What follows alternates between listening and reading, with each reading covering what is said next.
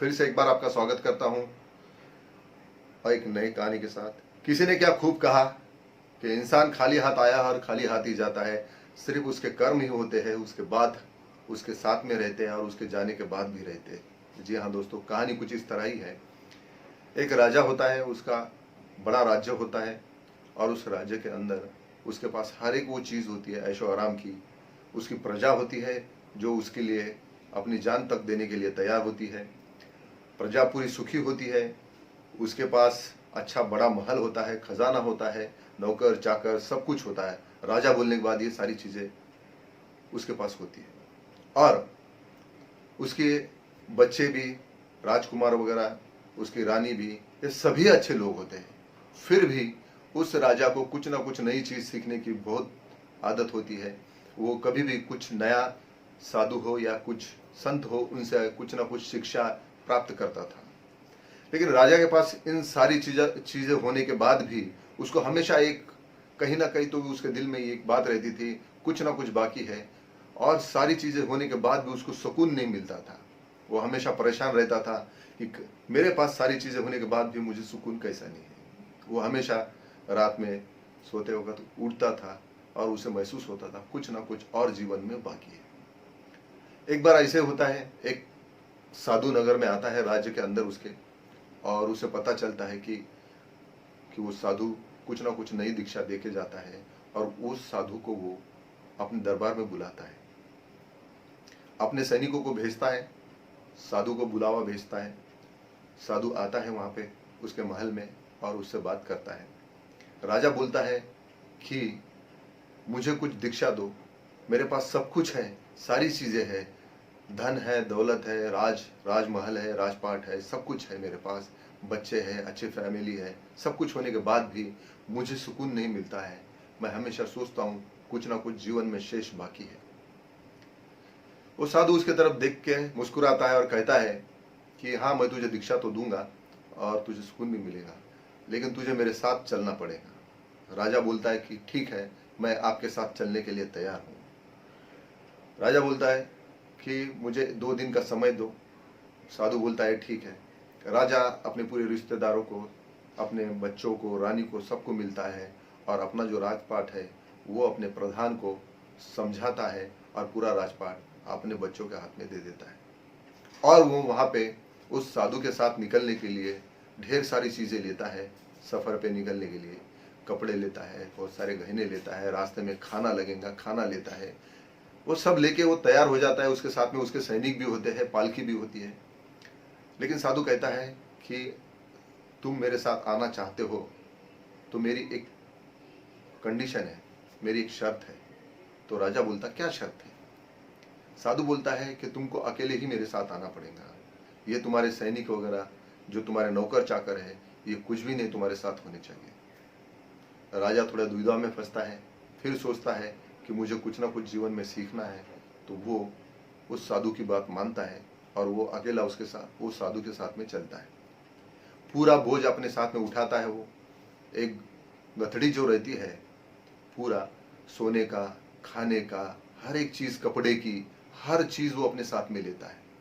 ऐसे 5-6 पूरे बैग भर के अपने पीठ पे लादता है वो, और वो साधु के पीछे चलते रहता है। साधु उस महल से आगे निकलता है, उस नगर से बाहर निकलता है। राजा भी उसके पीछे पीछे निकलता है और साधु उसको देखता है पीछे मुड़कर राजा को। तो राजा इतना सारा बोझ उठा के थक जाता है। राजा को फिर से पूछता है वो कि तू यहाँ से लौट सकता है, अभी भी सोच ले। राजा बोलता नहीं, नहीं गुरु, मैं आपके साथ ही चलूँगा, अब लौटूंगा नहीं। ठीक है बोलता साधु, चलो। चलते चलते साधु एक पहाड़ी के ऊपर चढ़ते रहता है। राजा भी उसके पीछे चढ़ता है। लेकिन राजा के साथ में बहुत सारा सामान होता है, जैसे सोना चांदी, हीरे जवाहरात की एक पोटली होती है, दूसरी पोटली होती है वो खाने की, तीसरी पोटली होती है उसके कपड़ों की, और चौथी पोटली होती है उसके कपड़ों की, जूतों की। ये सारे चीज़ें उसके साथ में वो अपने पीठ पे उठाए हुए रहता है। लेकिन राजा थोड़ी देर चलता है, फिर थक जाता है, उसको बोझ उठा नहीं पाता वो सारी चीज़ों का।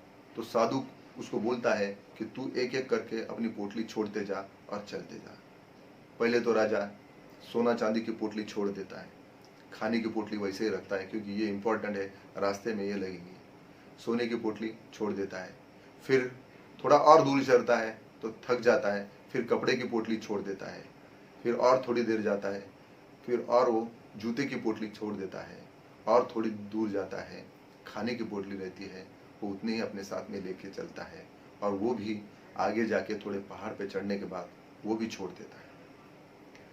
तब साधु उसको बोलता है कि अब तू मेरे साथ चलने के लायक हो गया, क्योंकि तूने जो तेरे साथ था वो सारा छोड़ दिया, अब तू मेरे साथ चल सकता है और मैं तुझे दीक्षा दे सकता हूँ, और तुझे जो भी शिक्षा प्राप्त करनी है अभी तुझे मिल जाएंगी।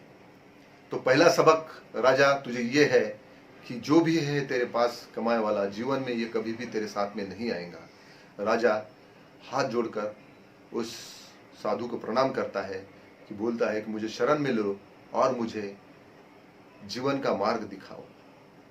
साधु कहता है कि ये सारी चीजें तुझे जीवन में कभी भी काम नहीं आएंगी, क्योंकि इंसान को जीने के लिए इन चीजों की जरूरत नहीं होती है। दोस्तों, ये कहानी हमें ये सिखाती है कि हमारे लाइफ में हम जितनी ज्यादा चीजें इकट्ठा करते हैं वो हमारे काम नहीं आती है। जीने के लिए जितनी जरूरत है उतना ही हमारे काम आता है। हम लालच में आके या आगे बढ़ने के नशे में हम बहुत सारी चीजें कमाते हैं, और उस कमाने के चक्कर में हम अपना सुख चैन सब कुछ भूल जाते हैं।